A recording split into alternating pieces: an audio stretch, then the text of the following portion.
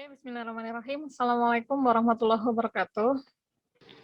Waalaikumsalam warahmatullahi wabarakatuh. Selamat pagi rekan-rekan semuanya. Selamat berjumpa kembali dalam kuliah pemrograman web.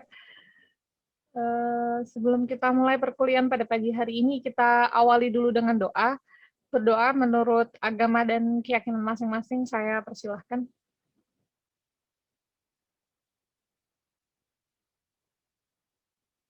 Doa cukup. Saya lanjutkan ke materi berikutnya, yaitu bootstrap. Nah,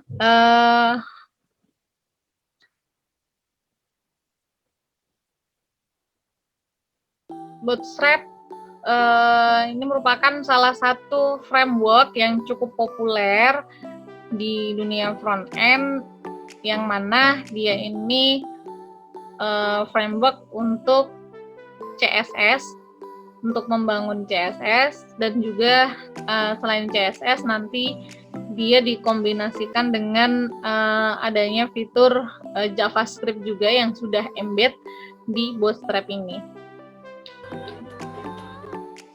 Nah, yang namanya framework ini adalah kerangka kerja. Isinya adalah library-library atau fungsi-fungsi yang memang sudah di-embed. Tujuannya adalah untuk mempercepat proses development atau pengembangan. Awal mula dikembangkan ini di tahun 2011. Jadi pengembangnya ini adalah pengembang Twitter, si Mark Otto dan Jacob Thornton. Dan mulai dirilis pertama itu ditaruh di GitHub. Di sini Bootstrap ini menyediakan komponen-komponen ada HTML, kemudian CSS dan JavaScript, yang mana nanti bisa dipilih mau pakai CSS saja atau mau pakai JavaScript-nya juga, tergantung kebutuhan kita. Nah, untuk sekarang ini baru aja rilis Bootstrap yang versi 5. Jadi kalau sebelum itu versi 4 itu cukup lama bertahan. Sekarang udah dirilis versi baru.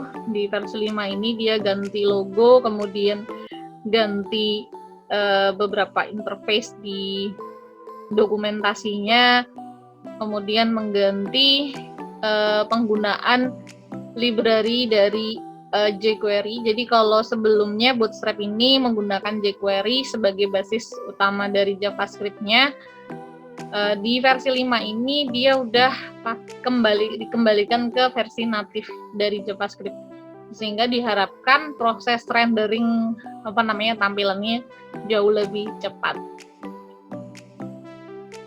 Kemudian ada beberapa fitur style yang memang diubah terkait dengan form ataupun juga beberapa UI yang lain.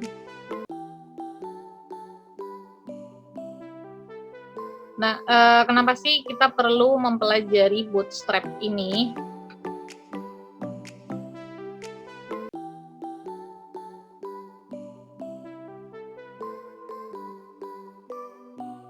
Bootstrap ini merupakan framework yang menyederhanakan proses penambahan layout ke dalam web dengan tujuan web yang dihasilkan ini menjadi website yang responsif. Responsif ini artinya mau dia diakses di device dengan ukuran apapun, lebarkah, kemudian mediumkah, atau yang small seperti handphone, dengan OS apapun, baik itu Android kah, Apple kah, Microsoft kah, dan seterusnya, atau Linux kah. Nah, itu sama, tampilannya tidak berubah dan tetap enak, tidak menjadi hancur atau tidak bisa diakses.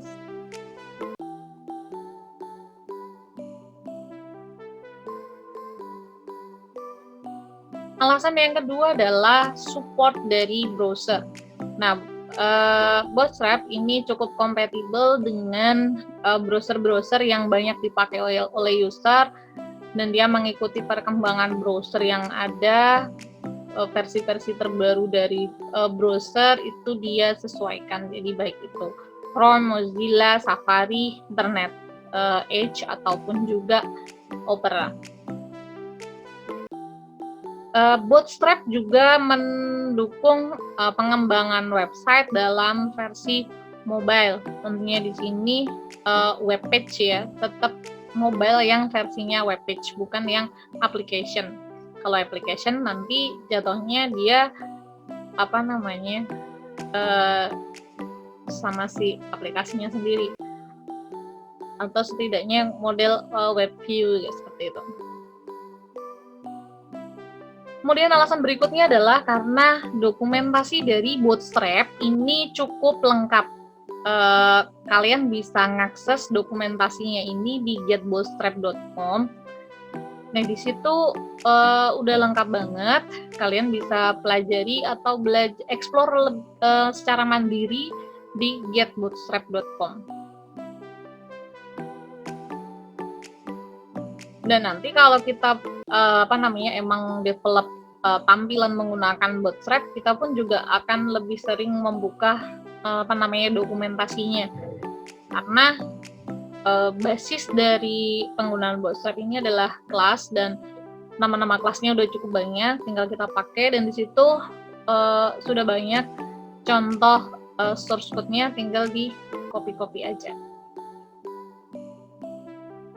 Kemudian berikutnya adalah karena banyak orang yang memang menggunakan Bootstrap, sehingga banyak komunitas. Kemudian kalau misalnya kita mengalami kesulitan nih, bisa nanya di forum-forum. Dan tentunya pengembangnya pun juga memperhatikan dari forum-forum diskusi, sehingga Bootstrap ini juga terus dikembangkan.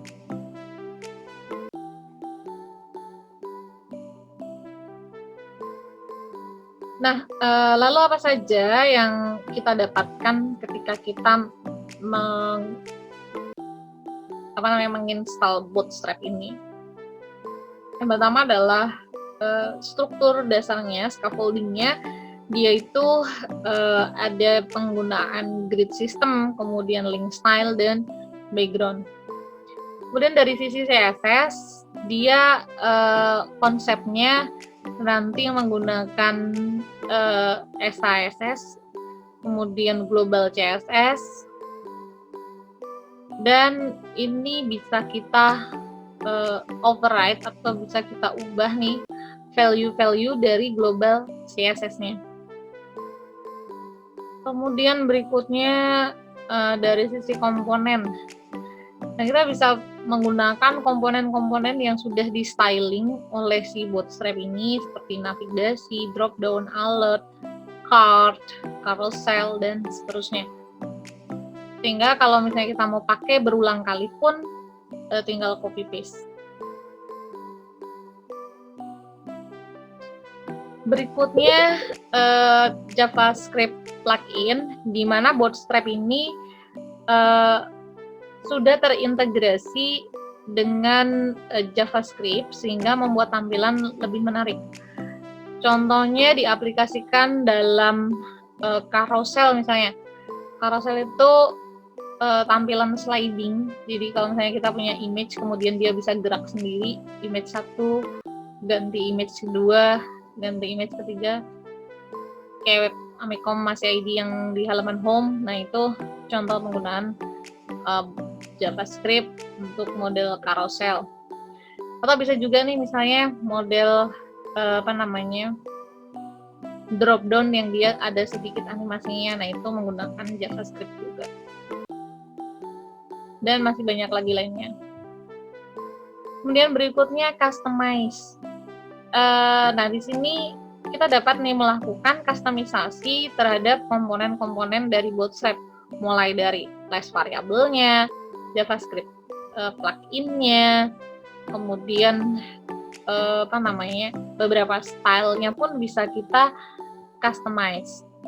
Sehingga tujuannya adalah mendapatkan versi interface yang sesuai dengan keinginan atau desain kita.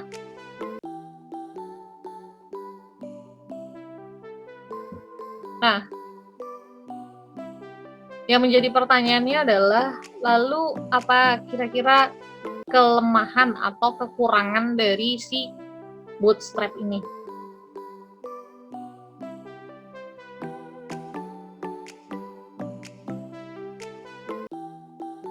Berat? Berat. Oke, kalau berat dan tidaknya tergantung. Yang pertama, tergantung kalian pakai resource-nya itu eksternal atau internal. Kemudian yang dipakai apa aja, apakah semuanya di load atau hanya CSS-nya saja. Nah, di sini untuk rendering Bootstrap itu masih tergolong ringan jika dibandingkan dengan framework lain. Karena ukuran filenya pun juga kecil dan bisa kita kita pilih gitu. File mana sih yang ingin dipakai? Kalau misalnya cuma pakai CSS-nya aja atau milih JavaScript-nya aja, itu yang di embed itu sesuai dengan kebutuhan kita. Ada lagi?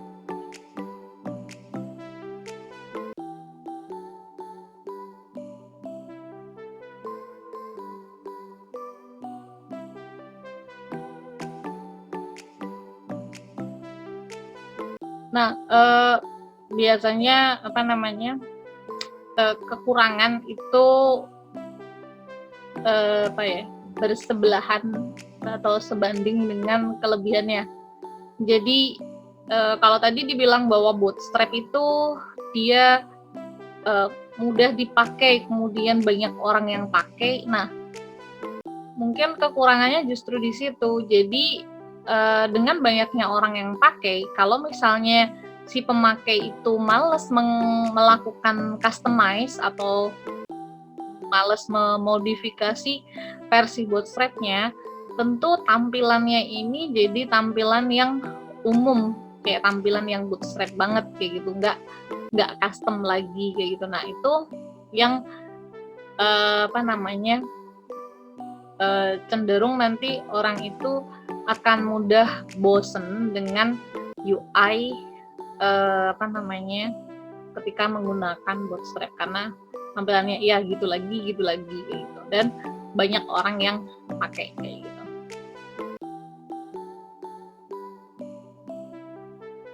Oke, berikutnya kalau kita sudah berkenalan apa saja sih fungsinya, fiturnya seperti apa, maka di sini kita masuk ke setup environment. Nah, di sini cara penggunaannya kalian bisa melalui download file. Cara yang kedua bisa melalui CDN atau versi online-nya, dan yang ketiga bisa download menggunakan package manager. Dan tentunya pemilihan dari ketiganya tergantung kebutuhan kita. Yang pertama, kalau misalnya ingin download. Kalau ingin download, maka silahkan kalian kunjungi getbootstrap.com. Kurang lebih tampilannya seperti ini. Ini versi yang terbaru adalah versi 5, versi beta, udah beta dia udah mulai di launch. Kemudian tinggal klik download saja. Nah, nanti setelah download kalian akan diarahkan nih, pilih download yang versi mana, versi yang minified dan tercompile JavaScript dan CSS-nya, atau versi yang belum tercompile, masih dalam SISS. Nah, ini tergantung kebutuhan kalian, kembali ke kebutuhan masing-masing. Kalau misalnya masih pengen melakukan eksplorasi atau masih pengen mengcustom secara mendalam, silakan kalian pilih yang versi SISS ini. Kemudian kalau misalnya mau butuh cepet nih, tinggal pakai aja, nggak mau customize secara mendalam, bisa pilih yang versi minified atau yang sudah tercompile JavaScript-nya. Nah, ini SISS ini adalah salah satu preprosesor dari CSS, yang mana tujuannya adalah untuk memudahkan kita di dalam coding CSS.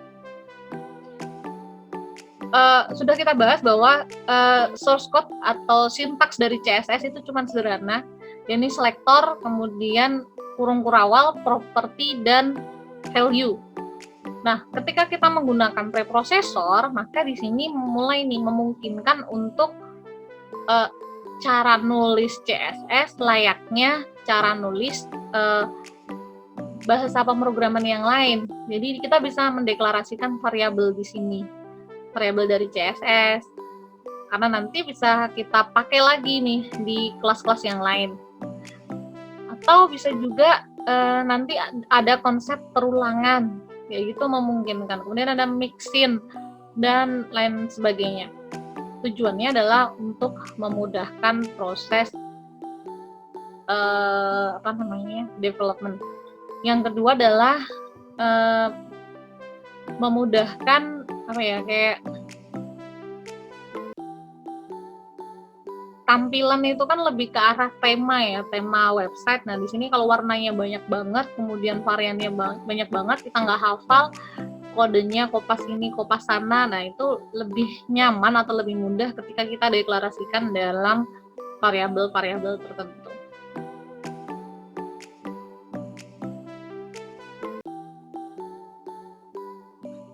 Kemudian cara yang kedua, bisa menggunakan versi CDN. Nah, versi CDN ini adalah kita nggak perlu download, tinggal kita pakai aja atau tinggal kita sematkan ke dalam head dari HTML kita. Nah, ini CSS-nya berarti CSS versi online karena kita ngambil dari server CDN yang ada di Bootstrap tadi. Tinggal kalian copy aja di sini kodenya, nanti masuk ke Get Bootstrap, di situ sudah ada CDN ya JS deliver. Nah, ini tinggal di copy, paste di bagian head-nya. Nah, kelemahannya adalah kalau kita misalnya menggunakan getbootstrap.com ini, setiap kali ngeload CSS dari Bootstrap, otomatis kita harus connect ke servernya. Jadi nggak bisa offline seperti itu. Pastikan harus online. Sehingga itu tadi, kalau misalnya teman kalian tadi bilang bahwa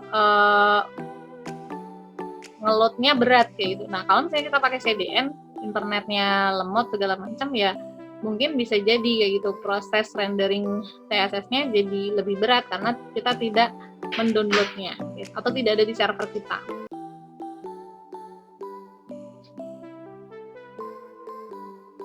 Nah, ini untuk versi online ini lebih enak kalau misalnya kita cuman buat praktik atau buat nyoba-nyoba biar tahu ya, itu nggak usah download, cukup pakai versi online-nya aja, dengan cepat kita bisa lihat tampilannya seperti apa. Tapi kalau misalnya mau untuk memang project gitu ya, saya sarankan sih lebih baik di download biar nggak setiap request dia nge-load resource dari luar. Dan kalau misalnya dia sudah diubah URL-nya atau versinya udah ganti, otomatis akan hilang semua servisnya kalau misalnya kita pakai versi yang CDN seperti ini. Berikutnya adalah download menggunakan package manager. Nah, konsep ini mulai berkembang ketika mulai dibagi nih programming itu ala back end dan front end, kemudian masing-masing mulai berkembang framework-nya.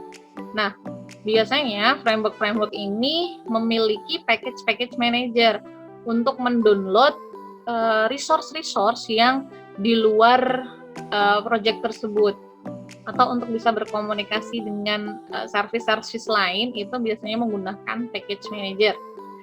Nah, misalnya nih kalian menggunakan Node.js sebagai platform utama dari front end ataupun juga back end-nya. Untuk menginstal Bootstrap bisa pakai npm ataupun juga bisa pakai yarn. Kemudian kalau misalnya bahasa pemrogramannya pakai Ruby on Rails, nah itu bisa pakai package manajernya si Ruby, yaitu gem. Nah, tinggal di copy aja source code-nya. Kemudian kalau misalnya nih pakainya Laravel, nah dia package manajernya pakainya itu adalah Composer. Nah, itu installnya tinggal di require aja. Kemudian kalau misalnya bahasanya pakai .NET, nah itu dia bisa pakai package manager Nugget, tinggal di copy aja.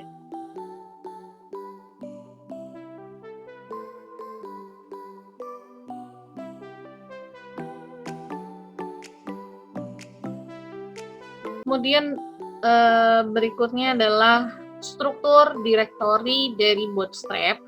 Nah, tadi kalau misalnya kita download atau kalian download menggunakan package manager, sama saja nanti akan dapatkan directory strukturnya seperti ini. Bootstrap, kemudian ada di site, JS, dan SCSS. Nah, di sini sudah ada example-nya, nanti bisa dicoba juga hasilnya seperti apa kalau tidak ingin lewat dokumentasi resminya.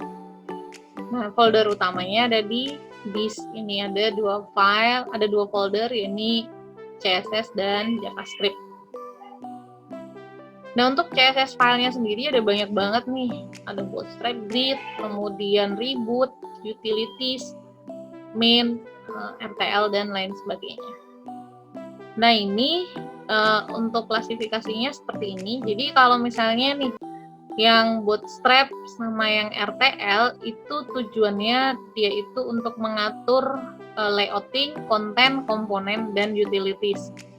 Kalau misalnya pakai yang grid, ini hanya untuk grid system dan flex utility saja. Jadi kalau misalnya nih saya mau pakai Bootstrap cuman untuk layouting saja, maka tidak keseluruhannya ini dipakai. Kalian cukup pakai yang ini aja, grid CSS saja, atau min.css, grid.min.css, ini cukup. Atau pakai yang RTL, ini nggak masalah gitu. Kemudian kalau misalnya cuma butuh utilitiesnya aja, berarti bisa pakai yang Bootstrap utilities. Kalau misalnya mau yang untuk konten saja, untuk reboot saja, nah ini bisa pakai yang versi reboot.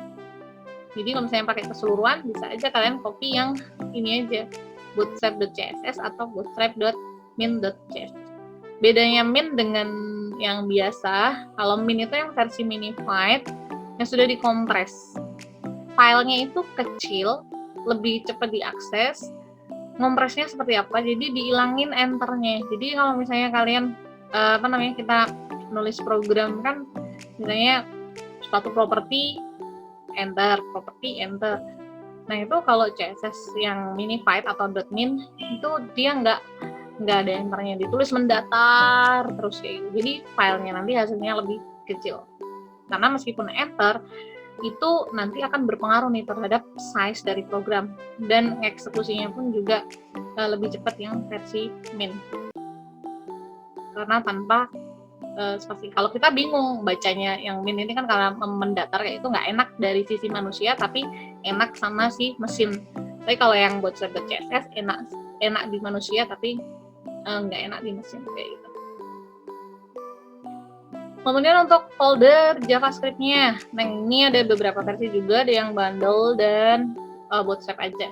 Nah ini bedanya keterhubungan dengan properti JavaScript atau tidak. Berikutnya, kalau udah berhasil download atau bisa pakai versi CDN, langkah berikutnya adalah lalu bagaimana cara memulainya. Nah, untuk memulainya kalian bisa pakai template yang sudah ada nih di Bootstrap, pakai keyword aja starter template, atau kalau tidak get started, nanti di bagian bawah itu ada starter template, tinggal di copy aja. Begitu kita copy, ini udah menggunakan Bootstrap. Nah, di sini Bootstrap-nya default-nya adalah yang versi CDN. Kalau misalnya kalian udah download nih Bootstrap-nya, tinggal diganti aja di sini linknya, disesuaikan dengan folder CSS yang kalian download tadi. Kemudian tinggal diganti konten yang ada di dalam body.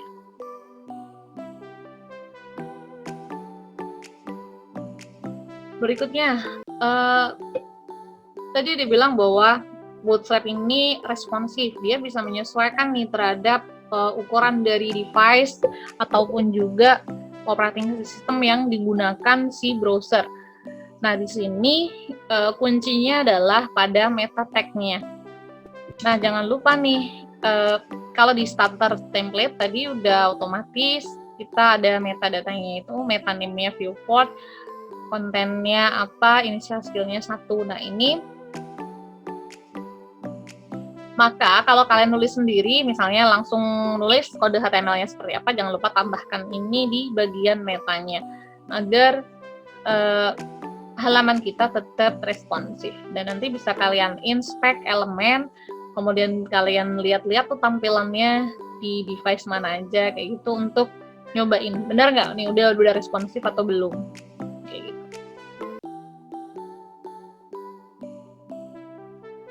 Kemudian layouting menggunakan Bootstrap karena tadi tujuannya adalah responsif, maka mungkin titik tekannya lebih ke arah layoutingnya ya. Nah di sini semua komponen Bootstrap itu yang akan digunakan tata letaknya perlu dibungkus dengan kontainer. Kontainer ini merupakan layout dasar dari Bootstrap yang akan dibutuhkan di dalam grid system. Nah, ada 3 kelas yang disediakan oleh Bootstrap ini. Kelas container itu untuk mendefinisikan lebar screen yang fix, misalnya sekian pixel kayak gitu. Kemudian kelas container fleet. Nah, kalau container fleet itu untuk mendefinisikan lebar screen sebesar full screen-nya. Jadi dia akan full screen menyesuaikan dengan ukuran screen yang diakses oleh user. Kemudian bisa juga container dengan breakpoint.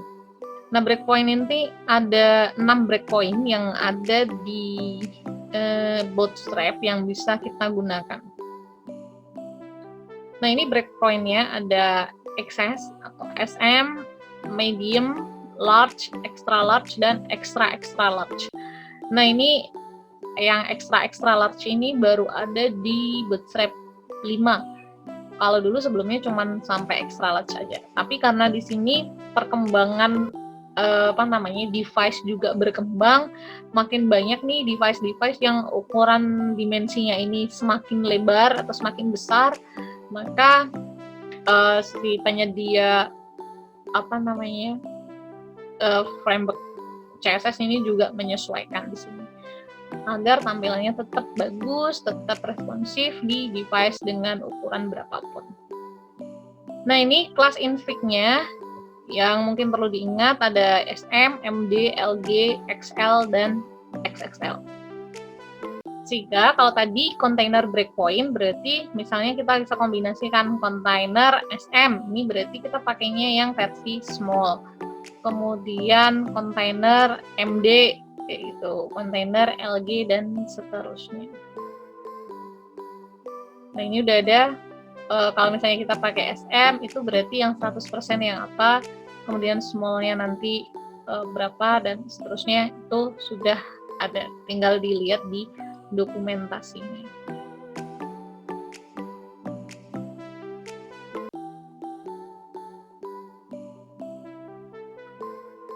Berikutnya adalah untuk grid system.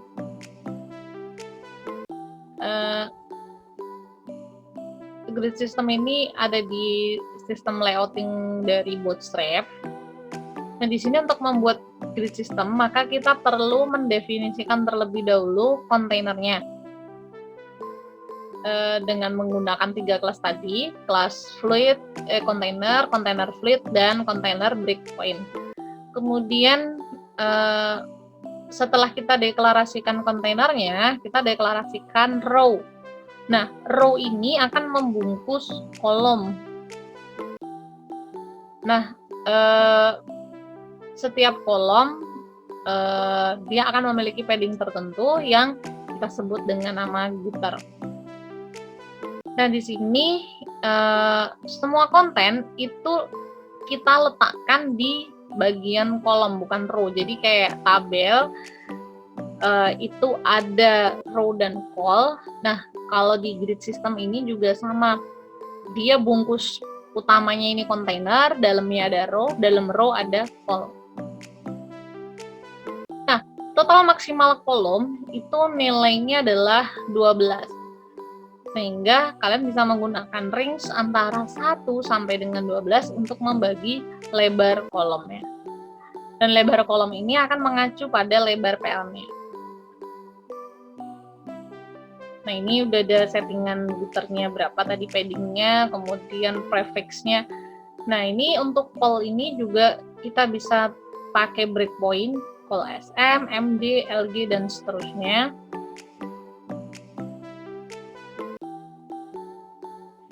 Nah, ini contohnya.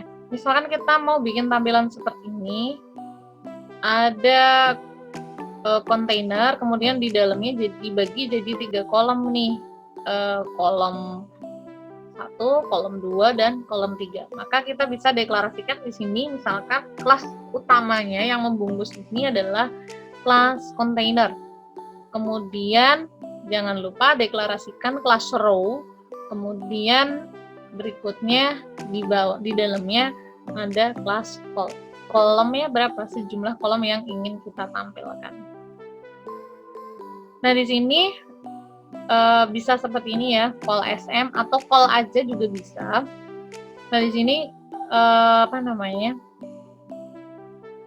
kalau misalnya tidak kita berikan range, maka lebarnya ini akan menyesuaikan lebar dari kontainernya. Jadi misalnya ini ada 1000 pixel misalkan, ini ada 3, sudah dipotong marginnya. Nah, nanti akan 1000 itu dibagi 3 ini. Jadi lebar kolomnya akan menyesuaikan dari si kontainernya. Nah, tetapi kalau misalnya sudah kita deklarasikan nih, misalkan kolom 1 ini SM3, kolom 2 ini call SM4, maka kolom yang di tengah ini lebih lebar dari kolom yang paling kiri, dan seterusnya. Kalian bisa bereksperimen nantinya.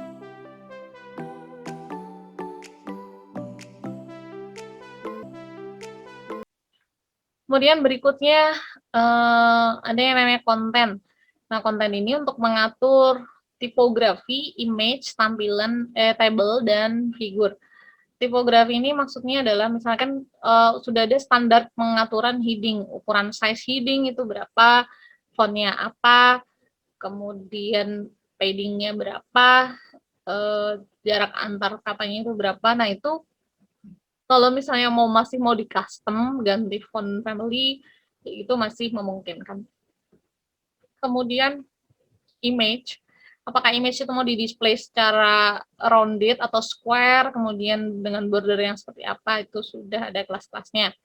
Kemudian table, mau model tabel yang kayak zebra, atau yang ada bordernya, border kanan kiri, atau seperti apa, itu sudah ada beberapa style yang bisa dipilih. Kemudian berikutnya komponen. Nah, komponen ini ada banyak banget komponennya, tentunya tidak saya tulis semuanya. Ada accordion, ada alert, beach, breadcrumb, button, kemudian card, carousel. Nah, tadi yang sudah saya contohkan carousel, kemudian kalau button, sudah ada beberapa kelas button, misalnya mau yang button warna tertentu, kemudian dengan tepi warna tertentu, dan seterusnya. Nanti bisa lihat.